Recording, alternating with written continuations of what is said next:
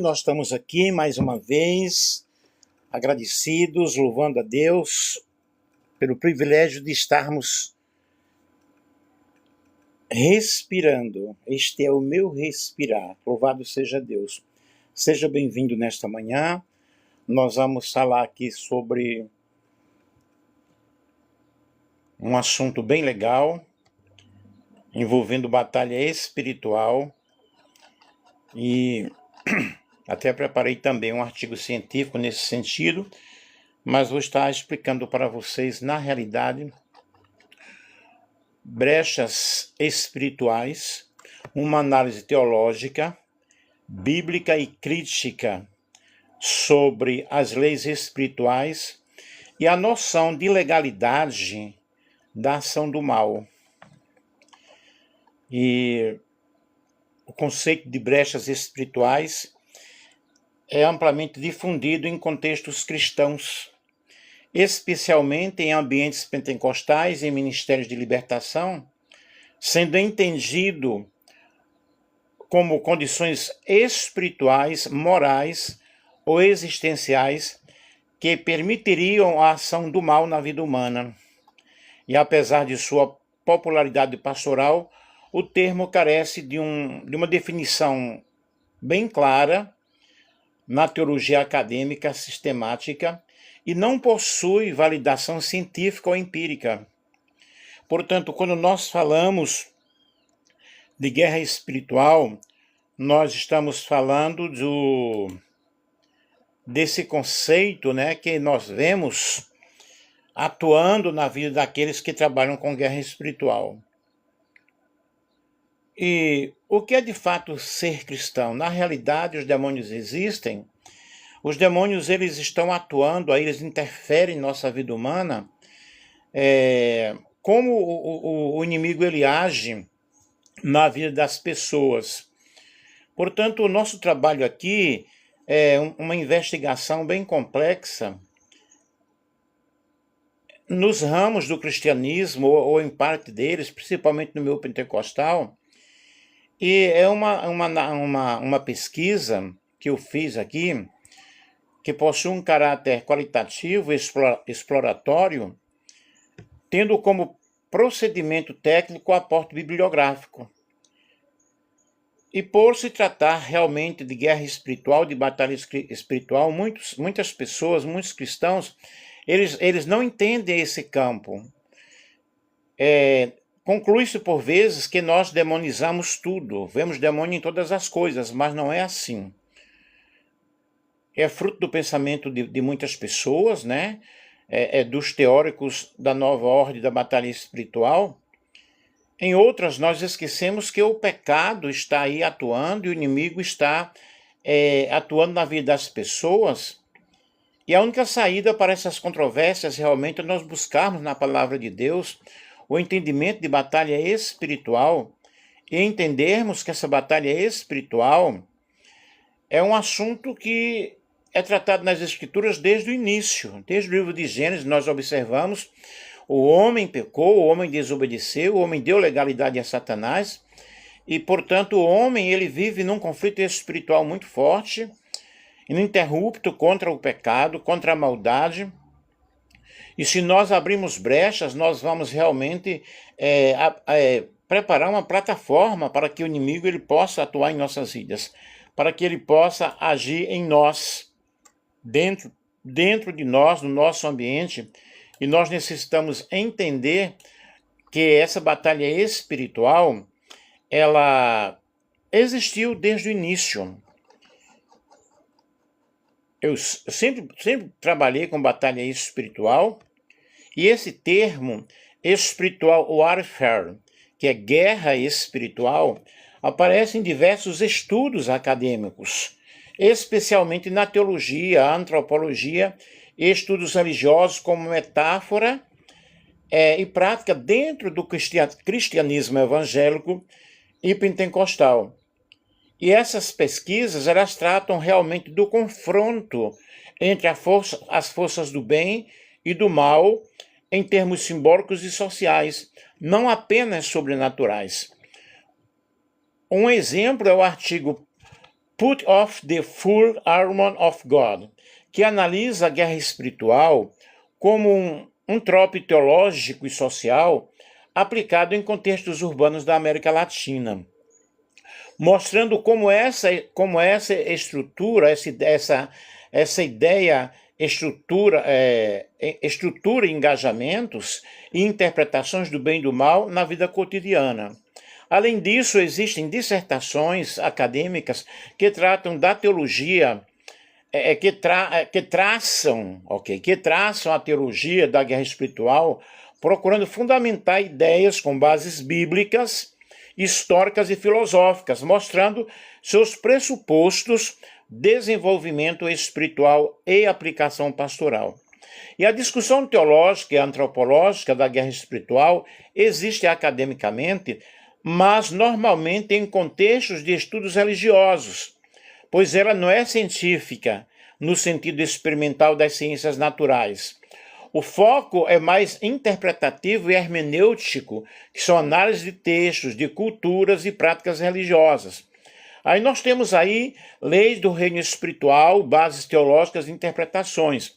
O conceito de leis espirituais é amplamente usado na literatura cristã e religiosa, mas não há consenso científico formal na academia que valide a existência de leis espirituais no sentido de leis naturais verificáveis. Porque isso é algo através de experiências que nós entendemos e pregamos e ensinamos com os efeitos, consequências de experiências vivenciadas dentro da comunidade.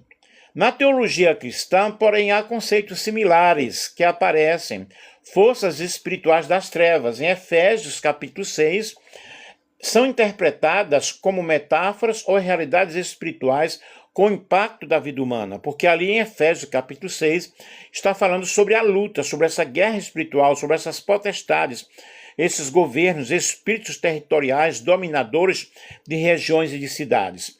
Muitos teólogos investigam como textos bíblicos são entendidos como leis espirituais, com a ideia de certas atitudes ou pecados que podem gerar permissões ou legalidades espirituais, mas isso é debatido dentro de comunidades teológicas, não consensual entre pesquisadores acadêmicos. E é necessário nós entendermos aqui que a própria definição do que é espiritual varia conforme a tradução protestante, católica, espírita, etc. E não é algo testável no modo científico, exceto como objeto de estudo sociocultural. Compreendam bem o que nós estamos explicando. Legalidade e ação do inimigo. O que a pesquisa acadêmica ela diz? A ideia de legalidade espiritual, isto é, que o inimigo só pode agir onde existe o direito ou permissão espiritual. Rebecca Brown, no seu livro Prepare-se para a Guerra, ela tem um capítulo, agora não lembro qual o capítulo, falando sobre essas portas de entrada, como a pessoa pode dar legalidade para que o inimigo possa atuar em nossas vidas. E é fortemente presente na literatura religiosa popular, justamente nos ministérios de libertação, mas não encontra esse respaldo como científico, válido em periódicos científicos internacionais, porque isso aí não é um assunto científico, E em termos acadêmicos, temas relacionados, na realidade,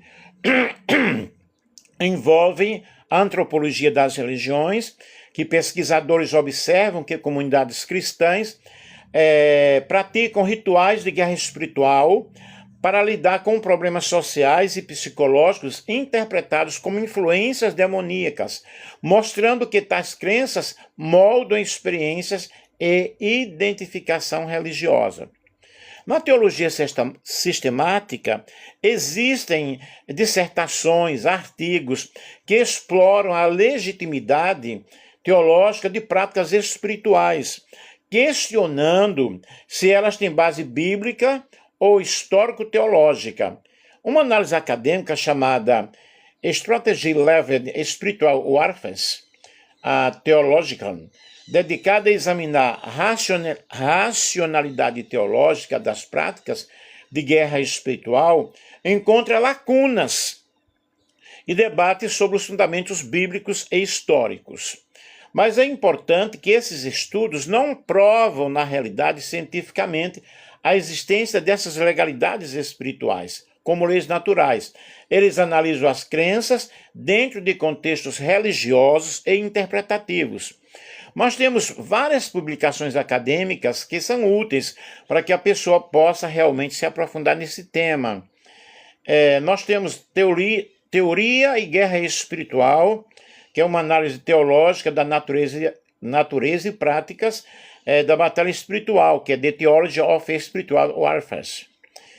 E John Ferguson tem uma dissertação sobre o fundamento teológico da guerra espiritual, é muito importante. Spiritual Warfare and Circulation, que é um estudo antropológico sobre crenças, sobre práticas em contextos espirituais, em contextos pentecostais, e temos estudos socioculturais, artigos científicos que mostram, mas, como já falei, não cientificamente. Uma observação crítica, uma visão científica versus religiosa, cientificamente, fenômenos espirituais ou atuações de inimigos espirituais não são mensuráveis pelo método científico tradicional, que depende de experimentação e observação repetível. Religiosamente, diversas tradições, cristianismo evangélico, pentecostal, espírita, etc., abordam temas sobre brechas espirituais e legalidade como aspectos teológicos e teóricos da fé. Portanto, uma pesquisa acadêmica séria reconhece a diferença entre fenômeno religioso, crenças, práticas, narrativas e fenômeno cientificamente testado. Aí nós temos, pessoal, deixa eu ver aqui. No caso aqui de uma pesquisa científica, um artigo, Batalha Espiritual, que as escrituras ensinam sobre a natureza da batalha, é um artigo de Kleber Pereira Leonardo e Raquel Elisa da Silva, publicação na revista de estudos pentecostais, Azusa, ok? E esta pesquisa qualitativa e exploratória discute o conceito de batalha espiritual à luz das escrituras, analisando como a luta contra as forças espirituais é interpretada dentro do cristianismo e quais suas implicações na vida do crente. Então, se vocês quiserem, vocês podem procurar aí na internet e ver esse artigo, né? E aí o que eu pesquisei aqui, essas brechas espirituais na realidade, no sentido religioso, ou portas espirituais, portas de entrada, já falei sobre o termo aqui, deixa eu ver aqui. A batalha espiritual é o conceito de realmente guerra espiritual dentro de grupos cristãos para explicar como é essa atuação do inimigo, como é a atuação do adversário na vida das pessoas. Deixa eu ver aqui mais. Nessas brechas espirituais, dentro do contexto religioso, são aberturas pessoais para a ação do inimigo, e no tratamento acadêmico, a construção teológica e simbólica. E a ação do inimigo, que é um ser espiritual, ser espiritual real, com permissão, quando nós abrimos essas brechas, aí nós temos essas metáforas culturais cognitivas, e as leis espirituais são, que dentro desse contexto popular religioso, são regras invisíveis regendo o inimigo. Quando nós abrimos brecha, quando nós abrimos uma plataforma para que ele possa entrar. Deixa eu ver aqui agora, no meu caso, que eu fiz aqui um artigo científico. O conceito de brechas espirituais é o resumo difundido, aqui já é um artigo científico que eu preparei, difundido entre contextos cristãos especialmente em ambientes pentecostais e de ministérios de libertação, sendo entendido como condições espirituais, morais ou existenciais que permitem a atuação do mal na vida da pessoa, na vida humana.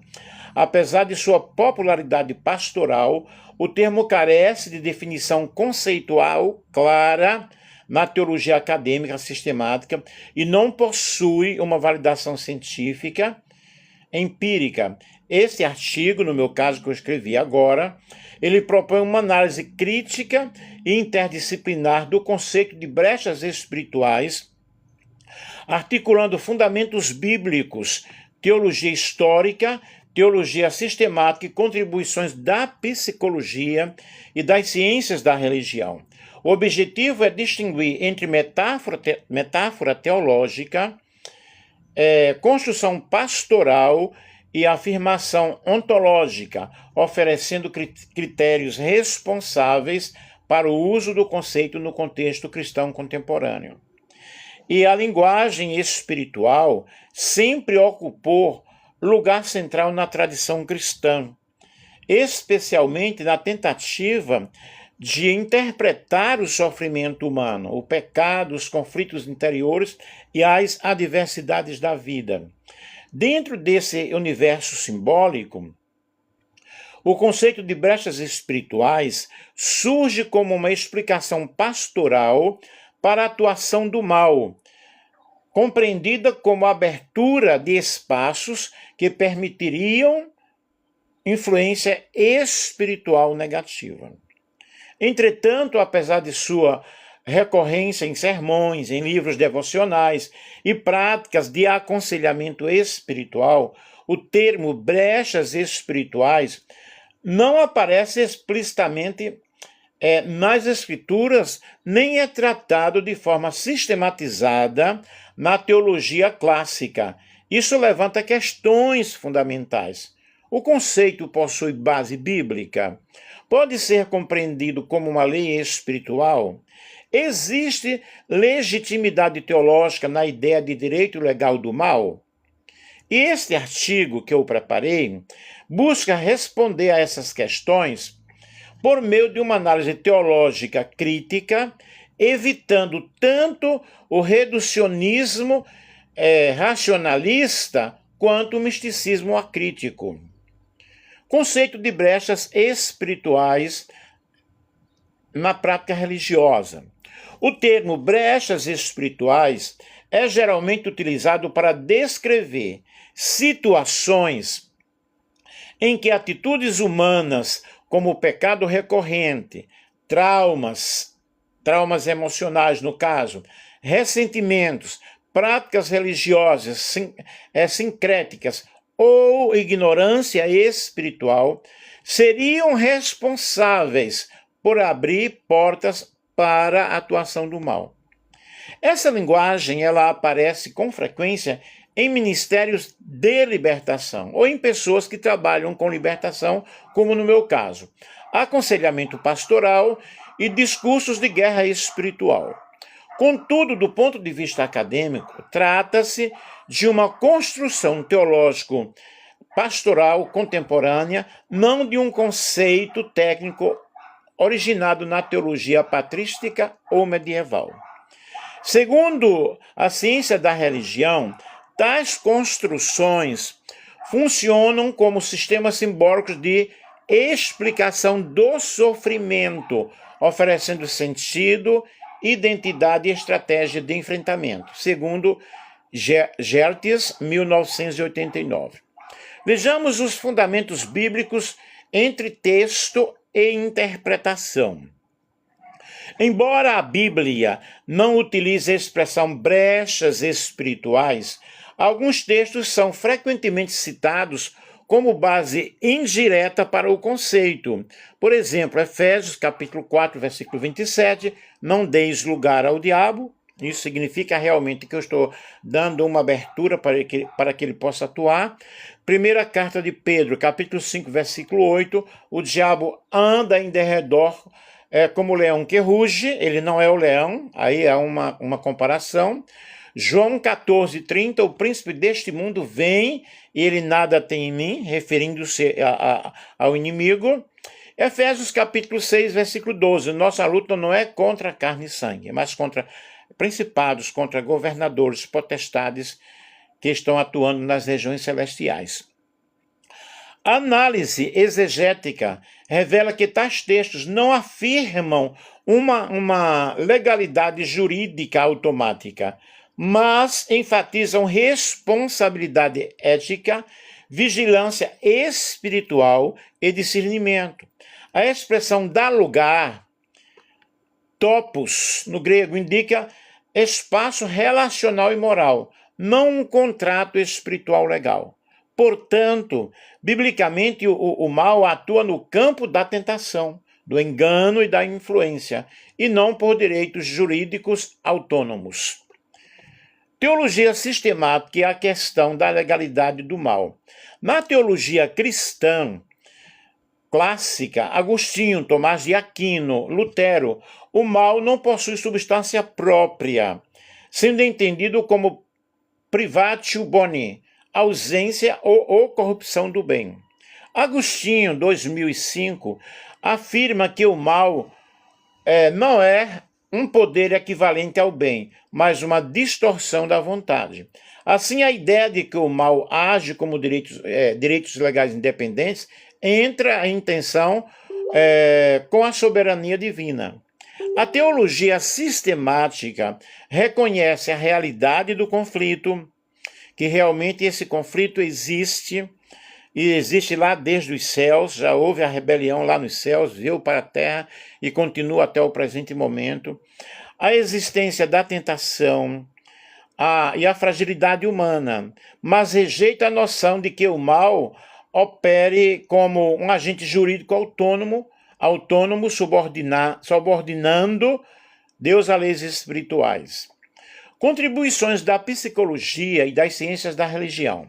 A psicologia da religião observa que experiências, interpretações, como ataques espirituais, frequentemente estão associados a culpa religiosa excessiva, traumas emocionais, ansiedade espirituais e conflitos morais internos.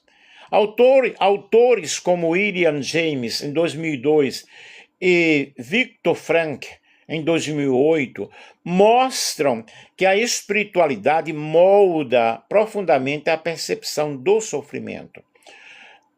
Quando mal interpretada, pode ser culpabilização espiritual, levando o indivíduo a acreditar que todo sofrimento decorre de brechas espirituais pessoais, porque aí já entra na base do fanatismo, já entra na base do legalismo. A ciência não valida a existência de portas espirituais como fenômeno causal, mas recorre a princípios psicológicos e simbólicos dessas crenças. Lembrem-se que aqui eu estou passando um artigo científico com este assunto. Brechas espirituais, metáfora, não lei. A análise interdisciplinar permite concluir que brechas espirituais devem ser compreendidas como metáfora teológica, não lei espiritual, linguagem pastoral, não categoria ontológica, e ferramenta simbólica, não princípio jurídico. Quando absolutizada, essa noção pode produzir medo espiritual crônico, transferir toda a responsabilidade do sofrimento para o indivíduo e gerar práticas abusivas de controle religioso. Isso é muito importante nós compreendermos sobre esses conceitos. Quando usada com responsabilidade, ela pode estimular autoconsciência ética, favorecer processo de arrependimento e maturidade e auxiliar na linguagem pastoral do cuidado espiritual. Portanto, o conceito de brechas espirituais não encontra respaldo como lei objetiva, nem como princípio científico ou teológico sistemático. Contudo, ele expressa uma tentativa pastoral de nomear fragilidades humanas diante do mal, do pecado e do sofrimento.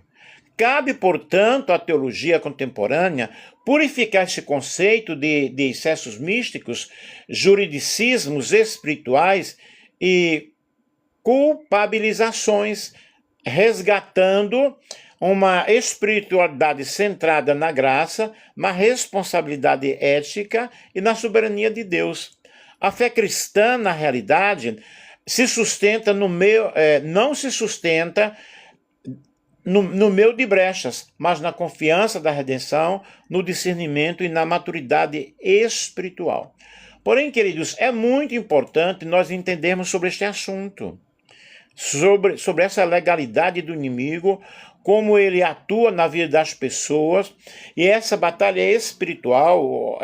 Aqui eu já estou indo além do meu artigo científico, ok?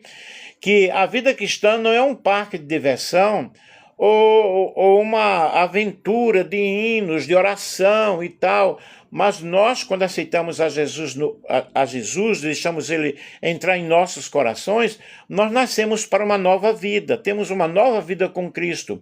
E a nossa luta, ela continua a cada momento, cada dia.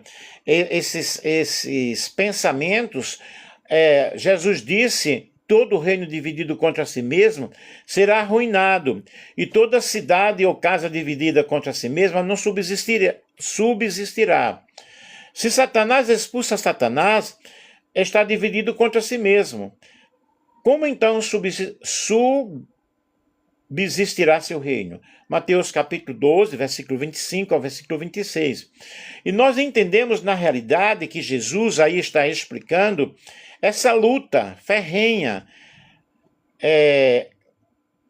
E nós podemos compreender, quando Paulo fala em Efésios capítulo 6, nós podemos compreender essa linguagem paulina, associando à vida cristã, que é uma batalha espiritual, ok?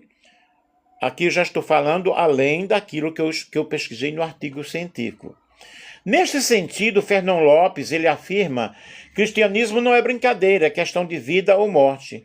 É muito sério, sério e lidar com realidades externas que determinam o estado futuro da pessoa.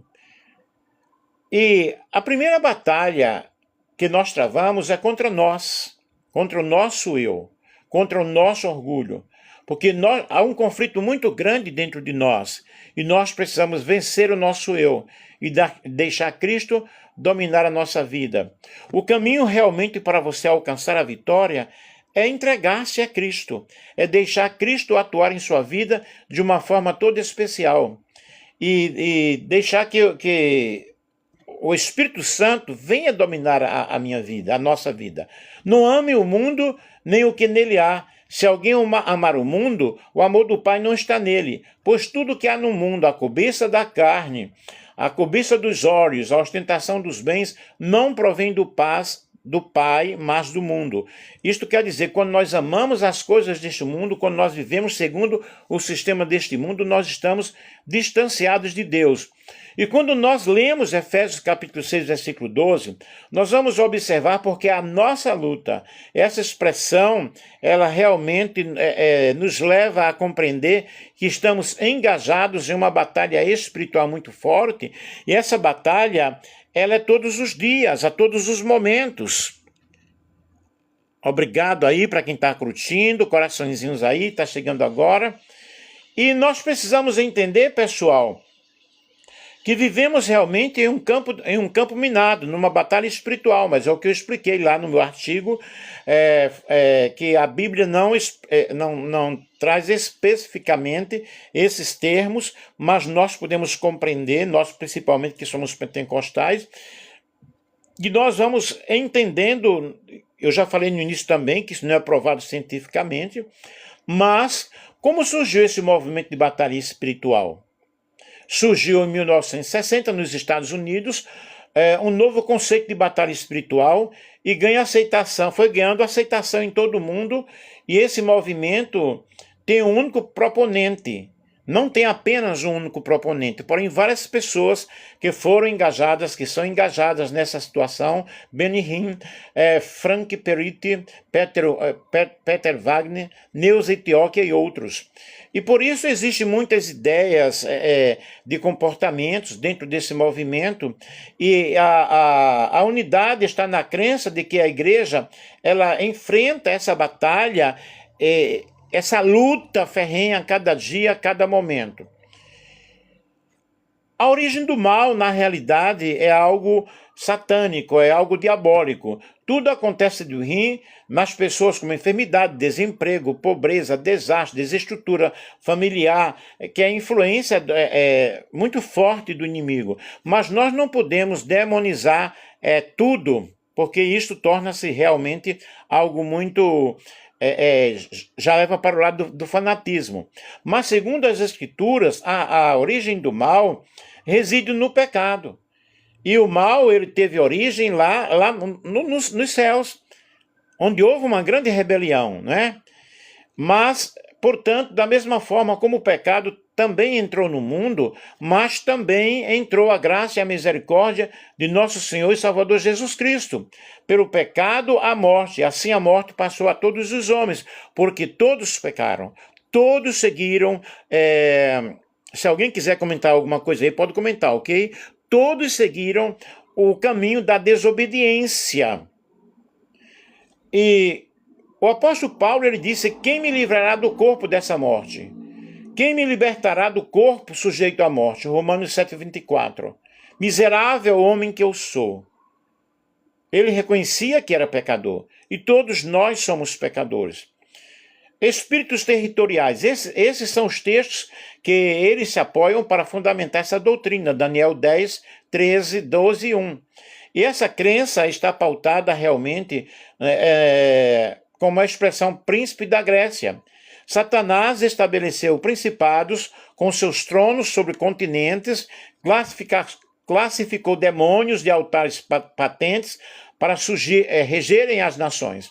Estabeleceu potestades, que são demônios, que agem em determinadas regiões, e poderes instituídos, e estabeleceu os dominadores deste mundo tenebroso, que controlam situações, ações, estigmatizando lugares com toda sorte de males, através de peste, mortandade, de enchentes, de doenças, pornografia, e por aí vai. Não há nenhuma referência bíblica que consolide realmente essa doutrina. Essa crença que os demônios se ocupam de coisas tem origem do paganismo mesopotâmico e egípcio, onde os demônios habitavam nas casas, nas árvores, nas rochas e rios. Também não há nomenclaturas como se cada um tivesse uma especialidade. O que na realidade a Escritura fala são sobre os demônios, o espírito imundo. E nós podemos ver que ele está atuando no planeta Terra, levando as pessoas a abrirem brechas, como é o título aí do nosso trabalho. Aí tem o sentido de mapeamento espiritual, a radiografia da cidade, consiste em saber onde há concentrações de demônios, porque agem naquele território, e o objetivo é localizar justamente o trono de Satanás. Mas o que é que nós sabemos? Nós sabemos que Satanás ele atua em todos os sentidos, em todas as regiões, em todos os momentos. E nós precisamos entender que a nossa luta não é contra a carne, nem é contra sangue. Segundo Peter Wagner, em 1996, em seu livro Oração de Guerra, a oração funciona como uma arma que neutraliza e amarra os demônios. E o método é simples, basta dar uma ordem aos demônios. Mas, na realidade, o que eu tenho que fazer não é simplesmente dar uma ordem ao demônio. O que eu tenho que fazer é entender que ele está atuando e que eu não devo dar essa brecha ao inimigo. Deixa eu ver aqui.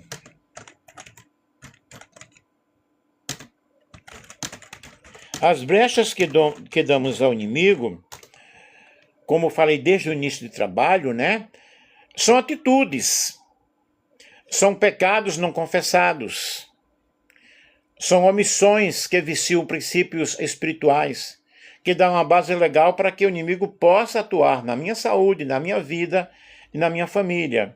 As principais brechas, por exemplo, que no meu artigo científico eu não falei sobre isso, eu estou falando agora depois, né, do artigo científico, que é a falta de perdão, a ira, a fofoca, murmuração, pornografias, isolamentos, a palavra e o coração, que é a murmuração, a reclamação, as fofocas e palavras negativas que criam um ambiente, criam uma plataforma propício para a ação do inimigo.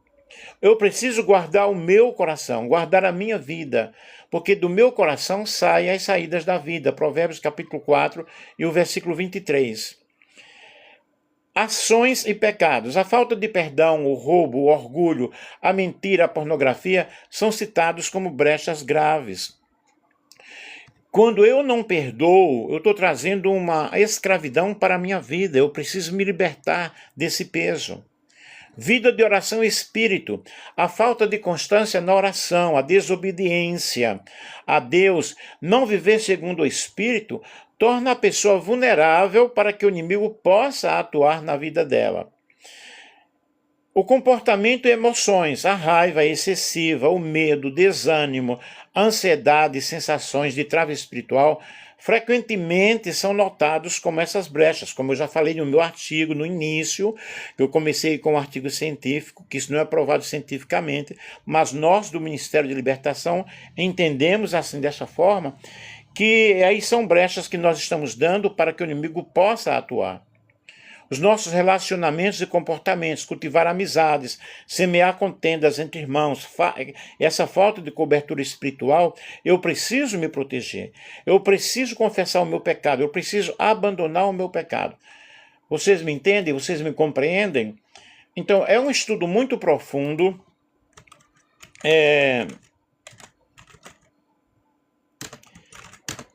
as brechas que damos a Satanás. Nós precisamos ver o quanto estamos envolvidos nessa guerra, o quanto estamos envolvidos nessa batalha. Eu citei Rebecca Brown no início, e vou citar mais uma vez. Segundo Rebecca Brown, em seu livro, até eu falei no Prepare-se para a Guerra, mas aqui agora eu estou citando também, ele veio para libertar os cativos e prepare-se para a guerra. Satanás e seus demônios utilizam brechas que, segundo Rebecca Brown, são portas de entrada e na vida das pessoas para obter permissão para atacar, oprimir e até possuir a pessoa. As principais brechas que ela cita nos seus livros: envolvimento com o ocultismo, participação em horóscopos, cartas de tarô, bruxaria, sessões espíritas, adivinhação, magia branca ou negra e leitura das mãos são brechas que nós damos para o nosso inimigo.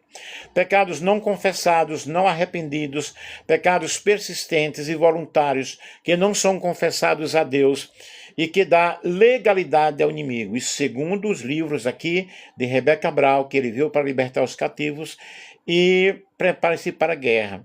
Músicas e mídias demoníacas. Brown enfatiza que certos gêneros musicais, especialmente o rock pesado, metal, e filmes de terror contêm mensagens subliminares que abrem brechas para espíritos malignos. Envolvimentos com nova era, New Age, práticas como meditação transcendental, yoga e busca de autoconhecimento fora da Bíblia.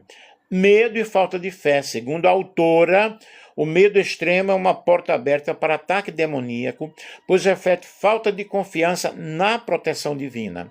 Maldições hereditárias proferidas, palavra de maldição lançada sobre uma pessoa, ou maldições de gerações anteriores que não foram quebradas no nome de Jesus.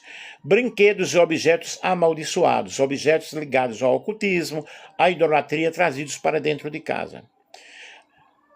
Nesse contexto da obra que eu estou falando sobre a Rebecca Brown é uma autora de literatura de batalha espiritual. Seus relatos baseiam-se em experiências como médica e no suposto testemunho de uma ex-bruxa chamada Elaine. É importante notar que no meio evangélico as obras de Rebecca são controversas. como críticos que apontam heresias e exageros sobre a demonologia. Eu estou aqui falando sobre o pensamento dela, entendam-me. Mas o que é que nós podemos compreender na realidade sobre essa guerra espiritual?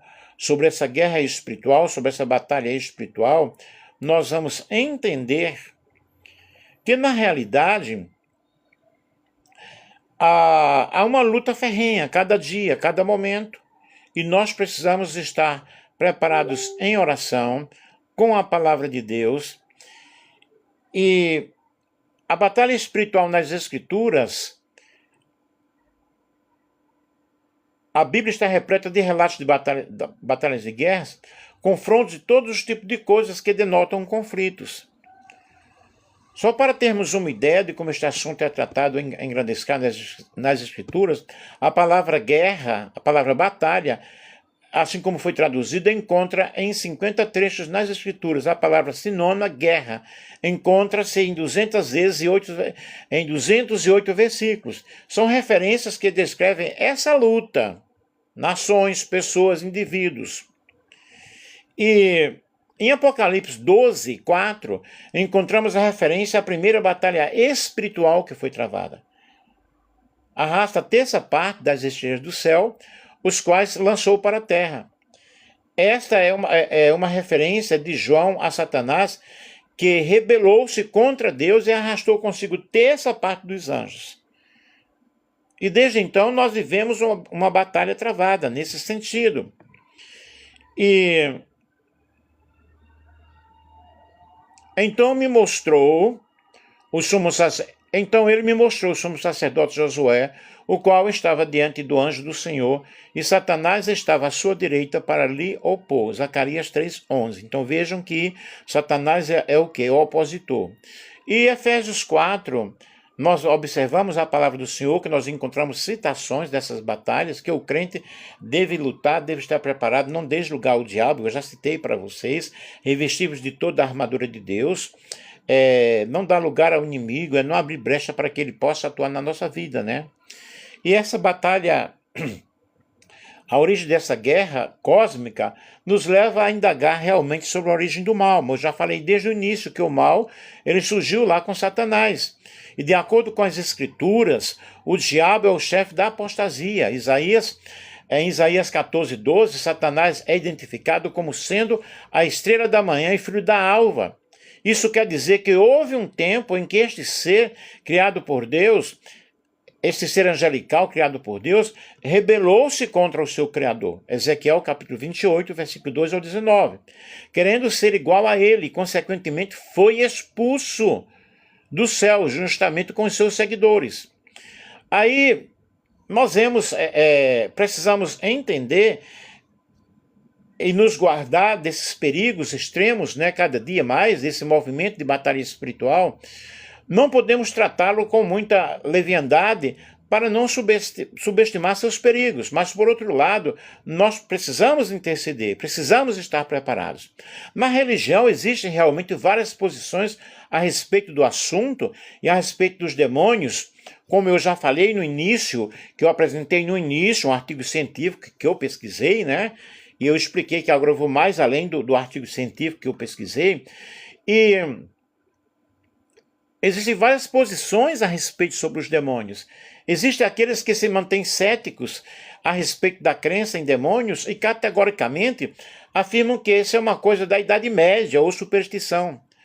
O teólogo católico especialista em demonologia e parapsicologia, Oswaldo Quevedo, disse o seguinte sobre o diabo: tudo que foi dito sobre ele está no paganismo. Falar em língua, ter uma força descomunal e outras atitudes que indicam que alguém está possuído de demônios, tudo isso pode ser explicado pela psicologia ou pela parapsicologia, isso segundo ele. Existem outros que creem na existência dos demônios, mas mantêm diferença a respeito do assunto. Aqui no Brasil, principalmente, está havendo uma supervalorização desse tema. E por aí vai. E vários autores. O que eu quero levar aqui com isso, pessoal, é que essa força contrária, essa força do mal atuando muito nas nossas vidas, nós temos que entender que o que é que nós precisamos fazer? Precisamos entregar a nossa vida a Cristo. Por exemplo, Jó, a saga de Jó já foi várias vezes poetizada, cantada e teatralizada com os sinais mais apurados dos recursos da dramaturgia.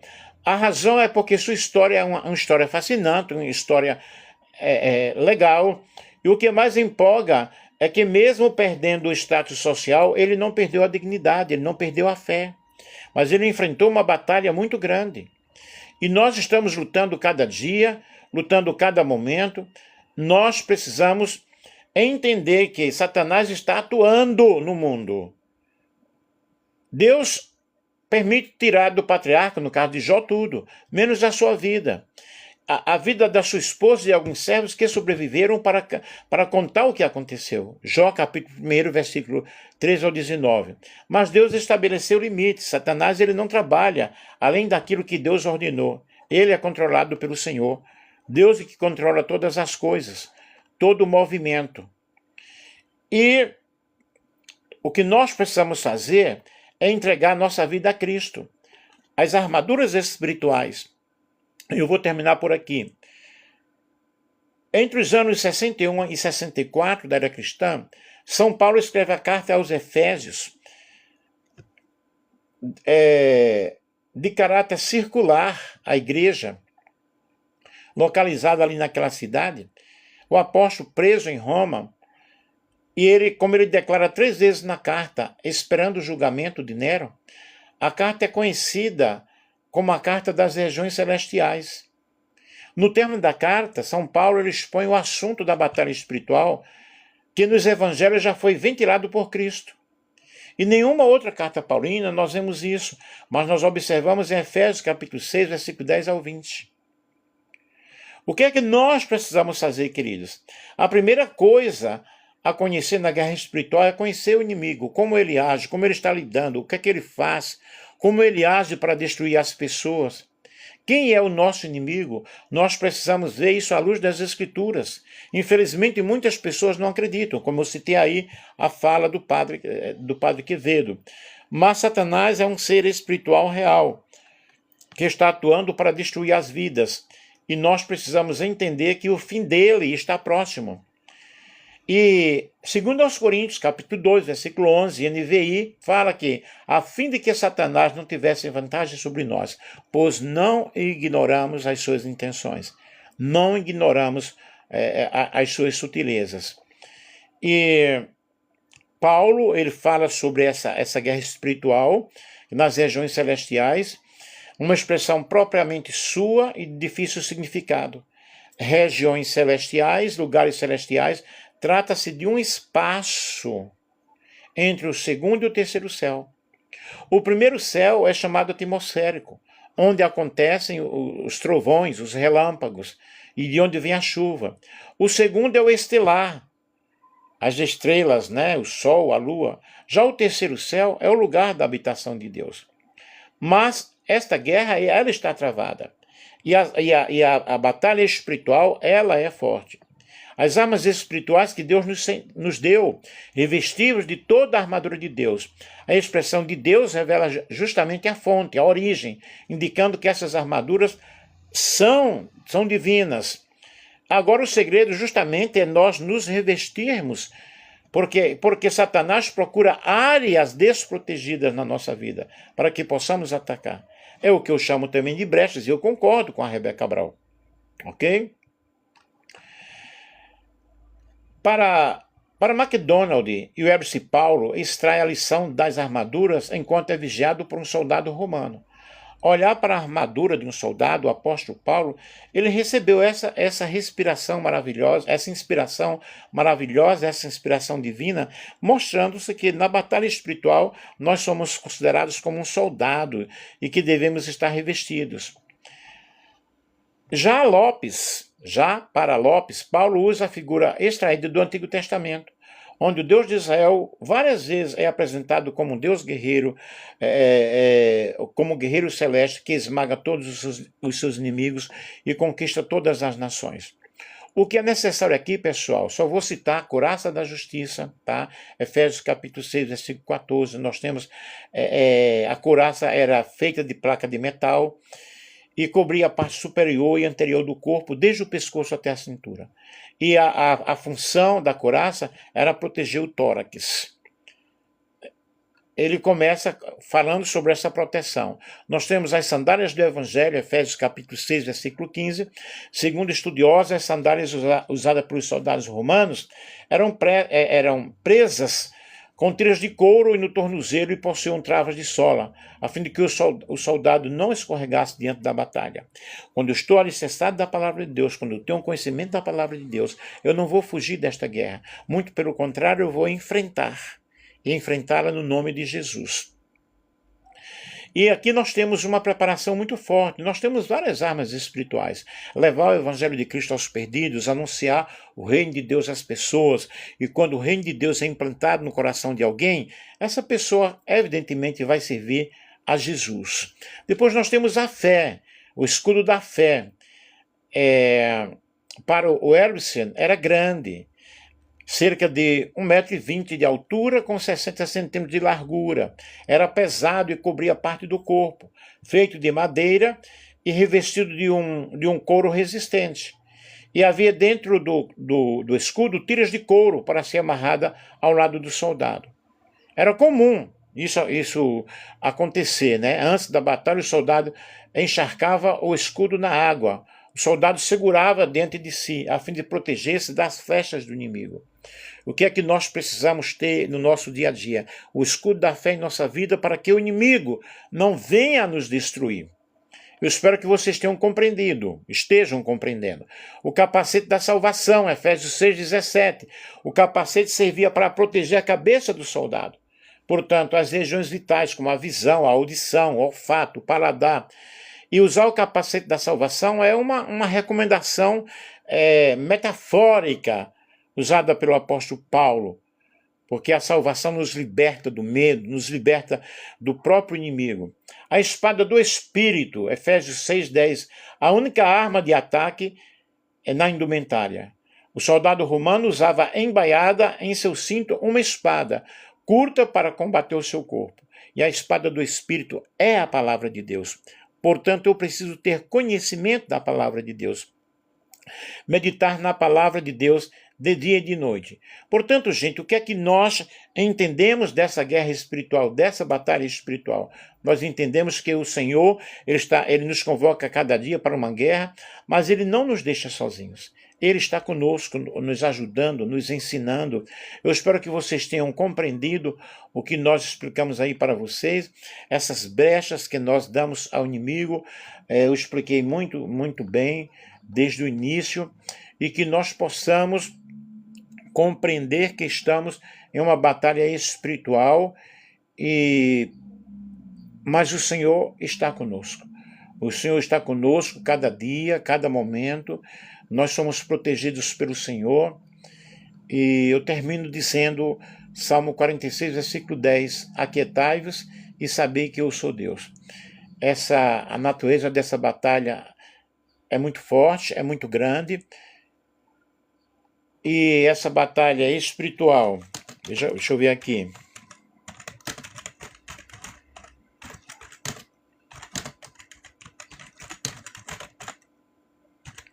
Nós precisamos estar firmes e fortes cada dia, cada momento, e que o Senhor ele possa nos ajudar, nos ensinar, porque o Senhor está conosco a todo instante, a todo momento. Portanto, que Deus em Cristo abençoe a todos vocês que me seguiram aí, que o Senhor possa nos cobrir com seu sangue, possa nos dar força, nos dar vitória. E vamos terminar aqui orando.